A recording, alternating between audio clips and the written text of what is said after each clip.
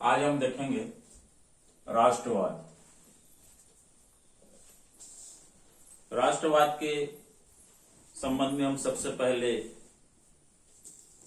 तात्पर्य और परिभाषा की जानकारी हासिल करेंगे। John H Randall. राष्ट्रवाद संभवतः एक ऐसे विचार का सिद्धांत है जिसके लिए आज भी मानव समुदाय अपने प्राण न्योछावर करने को सिद्ध करता है।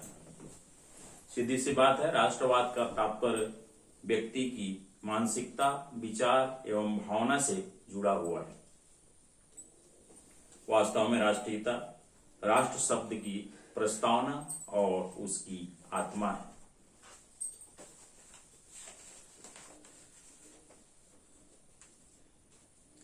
लॉस्की ने इस संबंध में अपना विचार व्यक्त करते हुए लिखा है कि राष्ट्रीयता का अर्थ है एक विशेष प्रकार की एकता।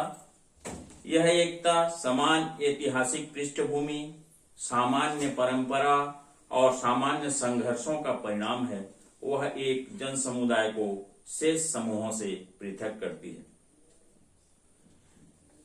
एकता की मानसिकता भावना से बंधा हुआ है।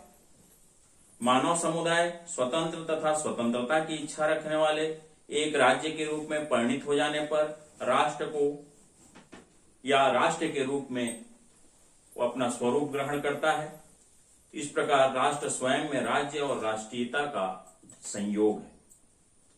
राष्ट्र राजनीतिक स्वतंत्रता और संगठन की ओर स्पष्ट संकेत करता है। लॉर्ड ब्राइस ने राष्ट्रीयता के संबंध में अपना विचार अभिव्यक्त करते हुए कहा है, राष्ट्रीयता उन जन समूहों में पाई जाने वाली भावना होती है जो भाषा, साहित्य, विचारों तथा प्रथाओं एवं परंपराओं आदि के बंधन में इस प्रकार से बंधे हों कि वे स्वयं में उसी प्रकार बंधे हुए अन्य जन समुदायों से पृथक एक सुदृढ़ एकता का अनुभव करते हों। राष्ट्रीयता का संगठन जब स्वतंत्र अथवा स्वतंत्रता की इच्छा रखने वाली एक राजनीतिक संस्था का रूप ले लेता है, तब वह राष्ट्र हो जाता है। Professor Gilchrist. राष्ट्रीयता एक आध्यात्मिक भावना का सिद्धांत है जो व्यक्ति की भावना से जुड़ा हुआ है। यह सिद्धांत जिसकी उत्पत्ति उन लोगों में होती है जो साधारण तौर पर एक जाति के होते हैं, जो एक निश्चित भूभाग में स्थायी रूप से निवास करते हैं, जिनकी एक भाषा, एक धर्म, एक समान इतिहास, एक सी परंपराएं, समान हित होते हैं तथा जिनके एक से राजनीतिक समुदाय एवं राजनीतिक एकता के एक से आदर्श होते हैं।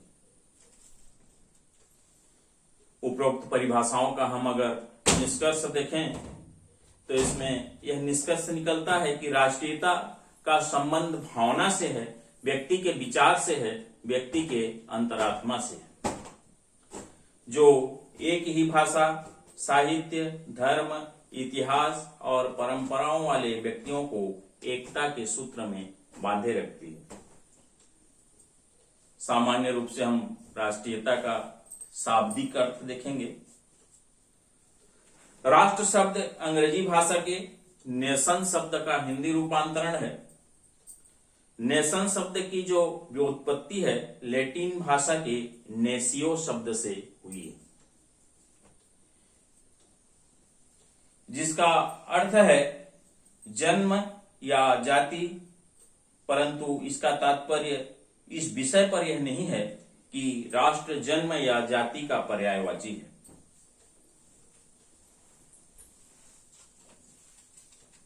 इसके बाद हम देखेंगे डॉक्टर गार्नर की परिभाषा। राष्ट्र सांस्कृतिक रूप से संगठित और एक रूपी ऐसा जन समुदाय है जिसे अपने मानसिक जीवन का एकता और अभिव्यक्ति का ज्ञान है और जो उसे बनाए रखना चाहता है। गार्नर ने आगे यह भी कहा है कि राष्ट्र के लिए लोगों का राज्य के रूप में संगठित होना जरूरी नहीं है, आवश्यक नहीं है, और न ही राज्य के लिए राष्ट्र का होना आवश्यक है।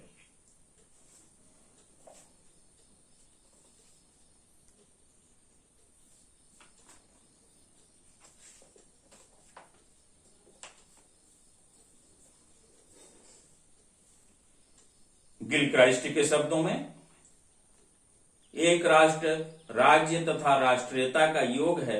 इसका अर्थ यह नहीं है कि प्रत्येक राष्ट्र राज्य है। राज्य के लिए हम अभी अध्ययन किए हैं, जनसंख्या, निश्चित भूभाग, सरकार और संप्रभुता नामक 4 तत्वों का होना अनिवार्य है। जब राष्ट्र 4 तत्वों को अपने आप में समाहित कर पूर्ण कर लेता है तो वह राज्य बन जाता है।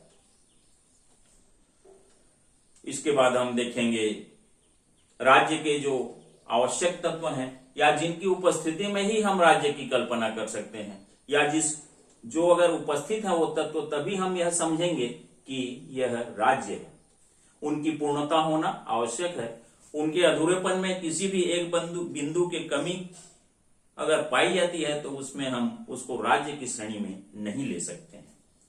तो राज्य के जो आवश्यक तत्व हैं 4 प्रमुख हैं। सबसे पहला हम देखेंगे जनसंख्या, फिर निश्चित भूभाग, फिर सरकार या शासन, उसके बाद हमारा आता है संप्रभुता। ये राज्य के आवश्यक तत्व हैं और इनकी अनुपस्थिति में हम राज्य की परिभाषा को पूर्ण नहीं कर सकते या राज्य नहीं कह सकते। सबसे पहले हम देखेंगे जनसंख्या। जनसंख्या राज्य का प्रथम आवश्यक तत्व है। राज्य एक मानव समुदाय है और मानव के बिना राज्य की कल्पना बिल्कुल नहीं की जा सकती है। जहां पे जन समूह ना हो, जहां व्यक्ति ना हो, जहां मानव ना हो, वहां राज्य की कल्पना शून्य है। प्रोफेसर लीकॉक में जनसंख्या के संबंध में अपना विचार अभिव्यक्त करते हुए कहा है कि यह कहने की आवश्यकता नहीं है कि निर्जन प्रदेश में राज्य का निर्माण संभव नहीं है, परंतु 1-2 व्यक्ति या 1-2 परिवार मिलकर राज्य का स्वरूप धारण नहीं कर सकते। इस संबंध में और अधिक अपना मत स्पष्ट करते हुए प्रोफेसर गिलक्राइस्ट ने कहा है कि अकेला समुदाय भी राज्य का निर्माण नहीं कर सकता। राज्य समुदाय है और वह अनेक सामाजिक समुदायों से श्रेष्ठ है। जनसंख्या चाहे अधिक हो या कम हो आवश्यक है और जनसंख्या ही राज्य का निर्माण करती है। प्लेटो राज्य को व्यक्ति का विराट स्वरूप मानते हैं। ब्लंसली जनसंख्या को राज्य के अस्तित्व का वो मुख्य आधार स्वीकृत करते हैं। गवर्नर के अनुसार राज्य को न्यूनाधिक बहुसंख्यक व्यक्तियों का समुदाय कहा गया है। लॉस्की, बर्गेस, गैटिल समस्त जो राजनीतिक विचारक हैं, उन विचारकों ने जनसंख्या को राज्य का सर्वप्रमुख, अनिवार्य और आवश्यक तत्व माना है। प्लेटो जो बहुत बड़े राजनीतिक चिंतक हैं, उन्होंने आदर्श राज्य की जो जनसंख्या की कल्पना की है वो 5040। रूसो ने इसकी जनसंख्या को 10,000 माना है।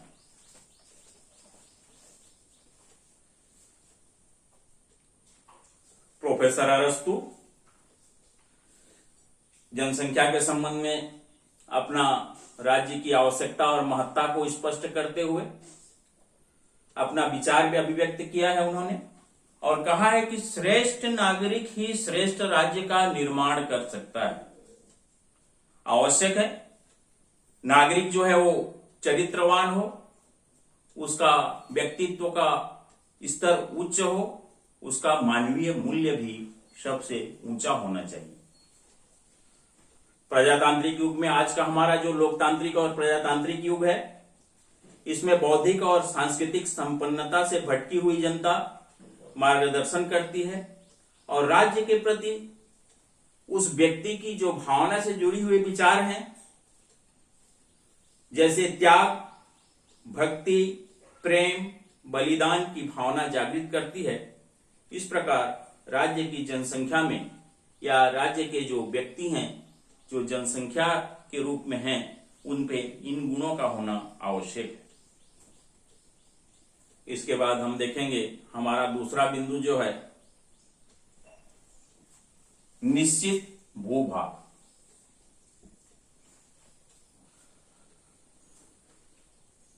निश्चित भूभाग की आवश्यकता क्यों है, इसको हम देखेंगे।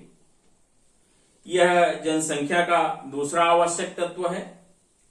जिस प्रकार राज्य के लिए जनसंख्या का होना आवश्यक है, उसी प्रकार एक निश्चित भूभाग, उसकी सीमा क्षेत्र का चिन्हांकित होना भी आवश्यक है। कोई भी मानव समुदाय जब तक किसी निश्चित भूभाग पर स्थायी रूप से नहीं बस जाता है, तब तक वह राज्य नहीं कहा जा सकता। जो घुमक्कड़ जातियां होती हैं, जनसंख्या भी उनकी होती है और उनके अपने रीति रिवाज, निश्चित नियम भी होते हैं। वे कितने ही सभ्य और सुसंस्कृत क्यों न हो जाएं, उनकी जनसंख्या कितनी भी अधिक क्यों न हो जाए, परंतु निश्चित भूभाग पर स्थायी रूप से निवास न करने के कारण वे राज्य का निर्माण नहीं कर सकते। निश्चित भूभाग के अभाव में 1948 से पूर्व यहूदियों का भी राष्ट्रीयता तो थी, पर उनका राज्य नहीं था। हम कह सकते हैं निश्चित भूभाग राज्य निर्माण के लिए आवश्यक और अनिवार्य तत्व है। जॉन ड्यूई, जो बहुत बड़े शिक्षाविद रहे हैं, उन्होंने स्वीकार करते हुए लिखा है कि आधुनिक सभ्य समुदाय वस्तुतः निश्चित भूभाग पर ही स्थायी रूप से बसे हुए हैं। निश्चित भूभाग की आवश्यकता है ये, और हम देखेंगे निश्चित भूभाग से क्या तात्पर्य है, क्या उसका अभिप्राय है। राज्य के आवश्यक तत्व के रूप में निश्चित भूभाग का जो अभिप्राय है, राज्य की सीमा के अंतर्गत आने वाले केवल भू क्षेत्र से नहीं है, वरन उस भू क्षेत्र के नीचे तल में भी जो भूमि है, जो नदियां हैं हमारे भूमि में, जो सरोवर हैं, जो झीलें हैं, पर्वत, अंतर्राष्ट्रीय कानून के अनुसार राज्य की सीमाओं से जो मिले हुए समुद्र तट हैं, और समुद्र तट से 12 मील तक जल क्षेत्र के अतिरिक्त उस क्षेत्र की सीमाओं के ऊपर का जो वायुमंडल है, उस सब को भूभाग के अंतर्गत सम्मिलित किया गया है। निश्चित भूभाग का भूमि का विस्तार हम देखेंगे। राज्य के लिए भूभाग के विस्तार या आकार के विषय में निश्चित सीमा का निर्धारण नहीं किया जा सकता है।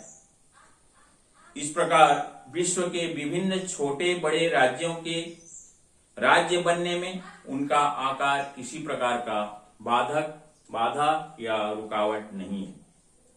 Professor JS. मिल ने भू विस्तार के संबंध में अपना विचार अभिव्यक्त करते हुए कहा है, सुशासन के लिए आवश्यक है कि राज्य का विस्तार एक उचित सीमा तक होना चाहिए। इसके बाद हम देखेंगे निश्चित भूभाग का भूमि की सीमाएं। बाह्य आक्रमण से अपनी रक्षा करने की सामर्थ्य राज्यों की अपनी प्राकृतिक सीमाओं के ऊपर निर्भर करती है। जिन राज्यों को पर्वतों, समुद्र या बड़ी बड़ी नदियों से घिरे होने की प्राकृतिक सीमाएं प्राप्त होती हैं, उनकी स्थिति सुरक्षात्मक दृष्टि से अधिक उपयुक्त होती है। इसके विपरीत जिन्हें प्राकृतिक सीमाएं नहीं मिली हैं, या जिन राज्यों की सीमाओं में प्राकृतिक सीमा नहीं है, उनकी स्थिति सुरक्षित नहीं होती है। उदाहरण में हम देख सकते हैं, भारत को अपनी उत्तरी दिशा में हिमालय के पर्वत के रूप में प्राकृतिक सीमा प्राप्त है, जिसके कारण भारत उत्तर की ओर से अधिक सुरक्षित है। परंतु भारत की पाकिस्तान की सीमा से लगने वाली अप्राकृतिक सीमा पर आए दिन हम देखते हैं जो घटनाएं हैं वो होती रहती हैं।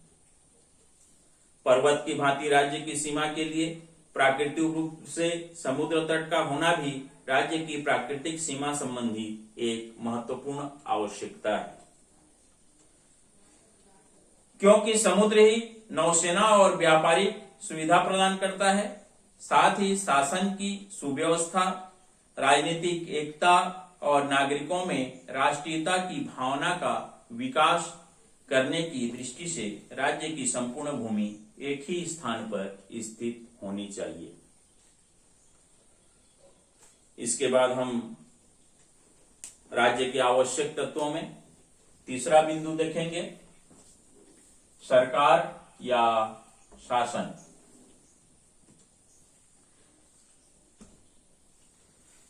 किसी निश्चित भूभाग पर निवास करने वाले मानव समुदाय को तब तक राज्य नहीं कहा जा सकता जब तक वहां कोई राजनीतिक संगठन या उसका कोई स्थायी सरकार संगठित रूप से न हो। सरकार ही वह यंत्र है जो उन उद्देश्यों एवं लक्ष्यों को व्यवहारिक रूप देता है जिनके लिए राज्य का उदय हुआ है, प्रारंभ हुआ है।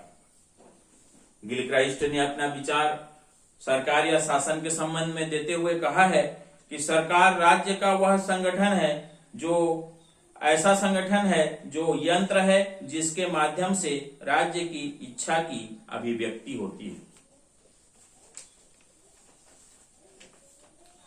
सरकार ही राज्य का ऐसा सर्वोच्च राजनीतिक संगठन है जो समाज को संचालित करने के लिए नियम बनाता है, उन नियमों को प्रमाणित करता है, सत्यापित करता है और अपने राज्य के सीमा के भीतर उसको क्रियान्वित करता है, लागू कराता है, पालन करवाता है।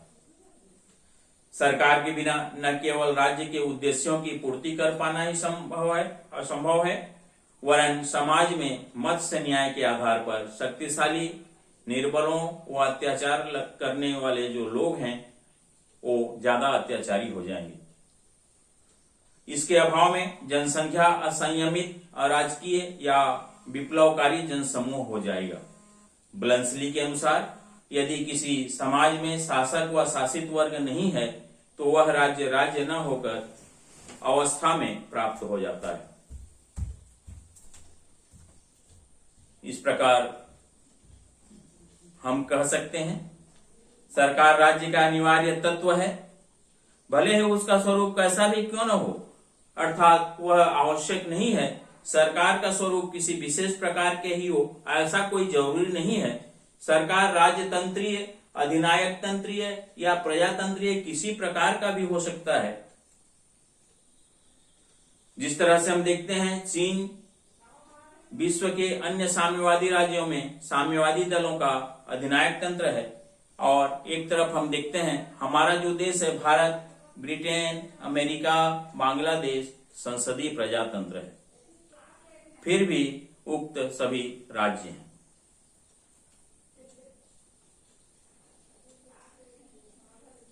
इसके बाद हम देखेंगे हमारा जो राज्य का आवश्यक तत्व है और अंतिम तत्व है संप्रभुता।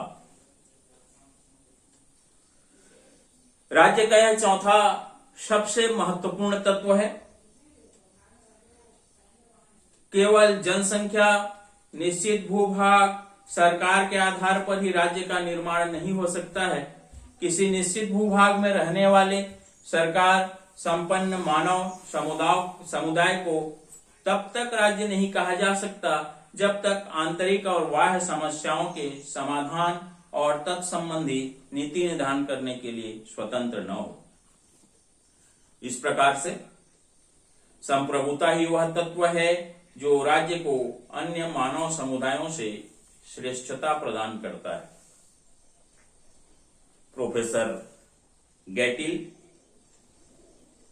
संप्रभुता के संबंध में अपना उन्होंने अभिमत देते हुए कहा है, संप्रभुता ही राज्य का वह लक्षण है जो उसे अन्य समुदायों से भिन्न करता है और राज्य की महत्ता को बनाए रखता है। प्रोफेसर लॉस्की संप्रभुता के कारण राज्य अन्य मानव समुदायों से सबसे सर्वोपरि और विशिष्ट होता है। संप्रभुता को राज्य का प्रणाम, उसको प्राण या जान या राज्य की आत्मा अगर कह दिया जाए तो किसी प्रकार की अतिशयोक्ति नहीं होगी। अब हम संप्रभुता का संक्षिप्त अर्थ देखेंगे। जॉन डीवी संप्रभुता की सर्वोच्च सत्ता जिसको हम कहते हैं उसका अर्थ स्पष्ट करते हुए उन्होंने अपना विचार इस प्रकार अभिव्यक्त किया है। संप्रभुता राज्य की आज्ञा देने वाली शक्ति है, क्योंकि संप्रभुता केवल राज्य में ही निवास करती है, अतः राज्य बाह्य एवं आंतरिक दोनों ही रूपों में सर्वोच्च एवं सर्वशक्तिमान है। इस प्रकार संप्रभुता राज्य को आंतरिक और बाह्य दोनों ही मामलों में सर्वोच्चता एवं स्वतंत्रता प्रदान करती है। संप्रभुता के आंतरिक रूप में राज्य को अपने नागरिकों को कानून पालन करने के लिए बाध्य करने और अन्य समुदायों को नियंत्रित करने के लिए सर्वोच्च, अनियंत्रित एवं अमर्यादित कानूनी अधिकार प्राप्त होते हैं। इस प्रकार संप्रभुता के बाह्य रूप में राज्य किसी भी प्रकार के बाह्य नियंत्रण से पूर्ण रूप से मुक्त होता है, स्वतंत्र होता है। अन्य देशों के साथ राष्ट्रीय विषय पर, अंतर्राष्ट्रीय विषय पर राष्ट्र के हित में संधि, समझौता, अंतर्राष्ट्रीय संबंध तथा अपनी विदेश नीति का निर्धारण व पालन स्वेच्छा से करता है, किसी दबाव के कारण नहीं। इस तरह से हम कह सकते हैं जनसंख्या, निश्चित भूभाग और संप्रभुता राज्य के आवश्यक तत्व हैं। इनमें से किसी एक के भी अभाव में राज्य का अस्तित्व असंभव है।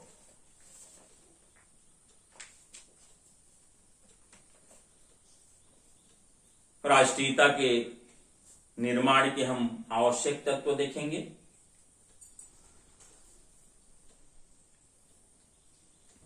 सबसे पहले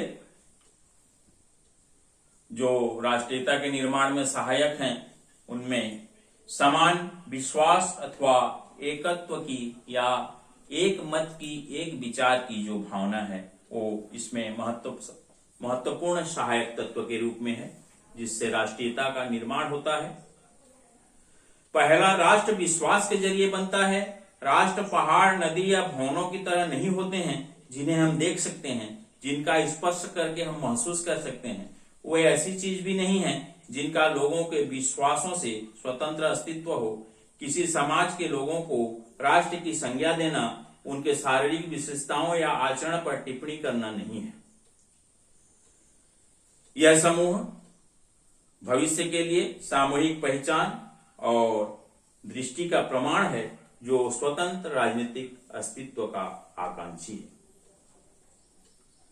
राष्ट्रीयता के निर्माण में दूसरा हमारा जो तत्व है, भौगोलिक तत्व। राष्ट्र और राष्ट्रीयता के जन्म और विकास में मातृभूमि के प्रति गहरी श्रद्धा की भावना एक प्रमुख सहायक तत्व रही है, इसमें संदेह नहीं है। इतिहास में ऐसे उदाहरण भी हम देखने को पाते हैं जबकि एक राष्ट्रीयता या राष्ट्र वाले व्यक्तियों ने एक भौगोलिक एकता वाले भूभाग के न रहने पर भी अपने को जीवित बनाए रखा है।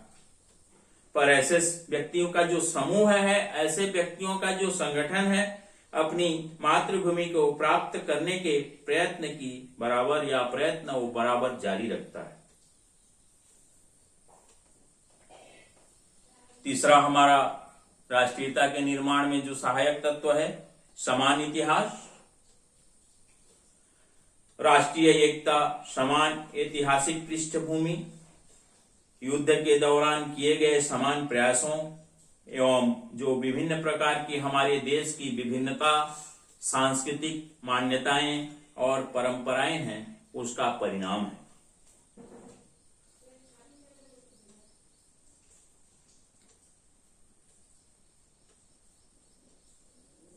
झांसी की रानी लक्ष्मीबाई भारत की जॉन ऑफ आर्क बन गई।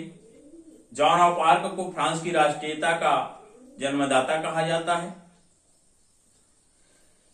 यह याद करने के लिए फ्रेडरिक महान ने, उनके देश का रहने वाला था, जर्मनी के मन में राष्ट्रीयता की जो भावना थी वो उत्पन्न होती है। वैसी ही भावना अंग्रेजों के मन में नेल्सन और भारतीयों के मन में तिलक व महात्मा गांधी को याद करके उत्पन्न होती है। ये हमारा जो ऐतिहासिक समानता है उसका संक्षिप्त उदाहरण है। राष्ट्रीयता के निर्माण में हमारा जो सहायक तत्व है उसमें अब हम देखेंगे सांस्कृतिक एकता। किसी भी देश की संस्कृति भिन्न भिन्न धर्मों, परंपराओं और प्रथाओं का परिणाम होता है। वंश, धर्म और भाषा की विभिन्नताओं के बावजूद राष्ट्रवादी विचारधारा के लोगों की सोच में एक आधारभूत यानी कि मूल एकजुटता, एक रूपता रहती है। भारत में भाषा, साहित्य के क्षेत्र में सामूहिक प्रयास में बौद्धिक एकता का निर्माण हुआ है। भारत के विभिन्न प्रदेशों की स्थितियों को हम संक्षिप्त जाने तो कर्नाटक में रहने वाले सबू समुदाय, उनकी जो भाषा है कन्नड़ है। बंगाल में सभी धार्मिक मान्यताओं वाले लोग बांग्ला भाषा में ही बातचीत करते हैं। आगे हम देखेंगे जो हमारे अनेक पंथ, वंश, जाति और आर्य, द्रविड़, यूनानी, इस्लाम, सिख, बौद्ध, जैन और ईसाइयत के मेल से भारतीय संस्कृति विकसित हुई है। भारत हमारे जो भारतीय सूफी संत बाबा फरीद, बुल्ले शाह, नजीर का मानना था प्रेम और शुद्धता ही ईश्वर की प्राप्ति का एकमात्र या ईश्वर के मार्ग में जाने का एकमात्र साधन है।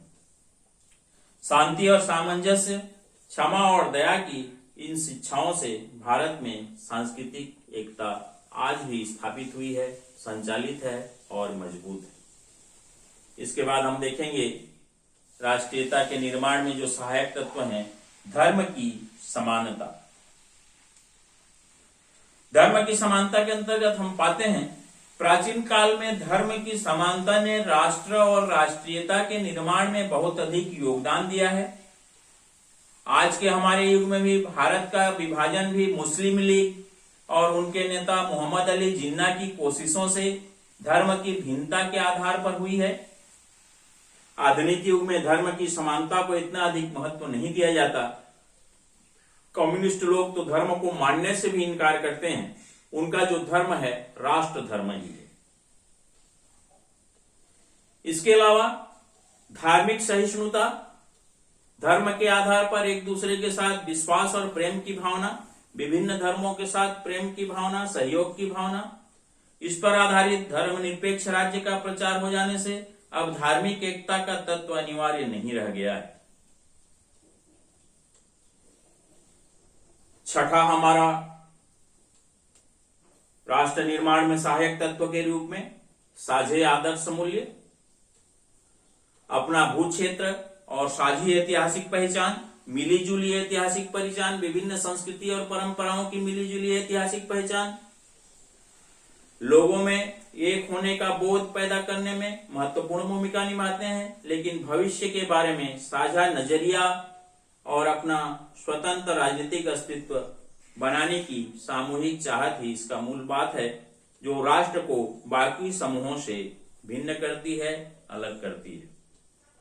राष्ट्र के सदस्यों की इस बारे में एक साझा दृष्टि होती है कि वे किसी तरह राज्य बनाना चाहते हैं। बाकी बातों के अलावा वे लोकतंत्र, धर्मनिरपेक्षता और उदारता जैसे मूल्यों और उसके सिद्धांतों को स्वीकार करते हैं।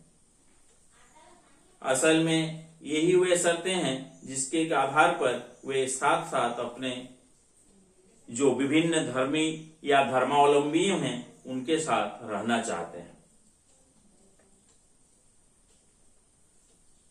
अंतिम हमारा जो सहायक तत्व है समान राजनीतिक महत्वाकांक्षाएं। आज का जो युग है, समान राजनीतिक महत्वाकांक्षाएं भी राष्ट्र जीवन के विकास में बहुत अधिक उसका सहायक हुआ करती हैं। एक ही शासन के अंतर्गत रहते हुए देशवासियों में एकता की भावना उत्पन्न हो जाती है और समान राजनीतिक आकांक्षाएं उनको संसार में गौरवपूर्ण स्थान दिलाने की दृष्टि से कठिन परिश्रम, नागरिकों द्वारा त्याग और बलिदान एवं कष्ट सहने की प्रेरणा देती है। इसके बाद हम देखेंगे राष्ट्रीय आत्मनिर्णय।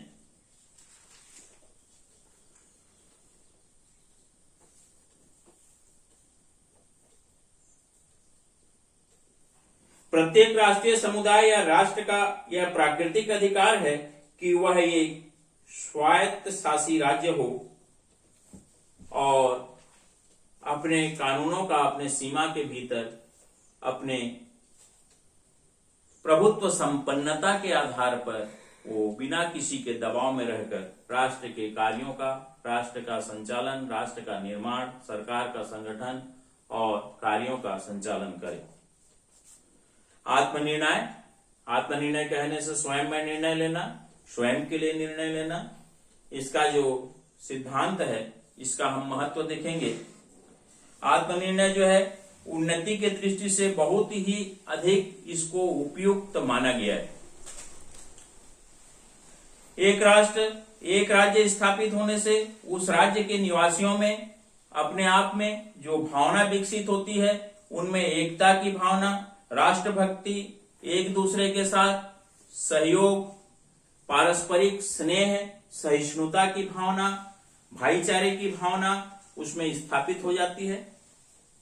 ऐसे राज्य के निवासियों में आपसी झगड़े आदि नहीं होते और उस राज्य की उन्नति सरलता से होती है या वह राज्य अधिक विकसित होता है।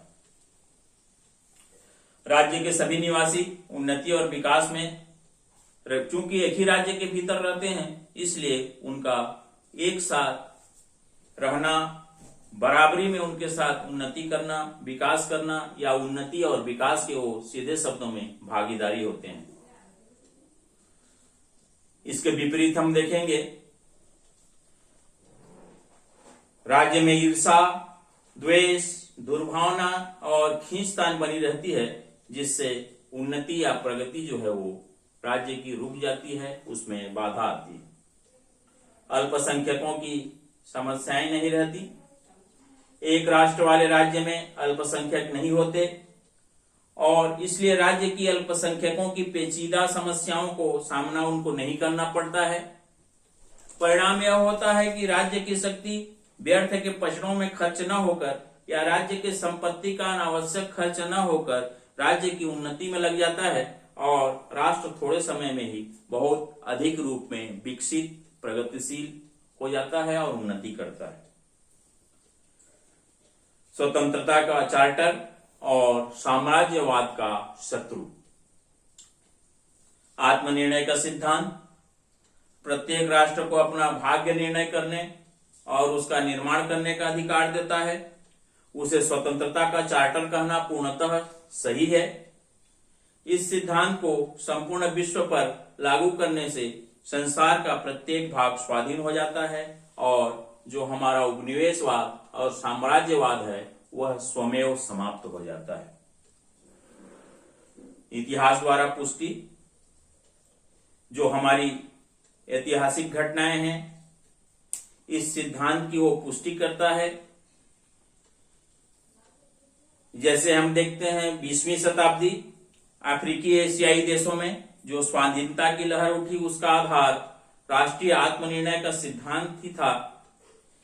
इस सिद्धांत में या इस सिद्धांत की सहायता से ही भारत, आयरलैंड, वियतनाम, इंडोनेशिया आदि देशों ने अपनी आजादी की लड़ाई लड़ी और अंत में अपनी राष्ट्रीय अस्मिता को प्राप्त करने में सफलता प्राप्त की। प्रतिनिधि शासन के लिए अधिक उपयोगी माना गया है आत्मनिर्णय के सिद्धांत को।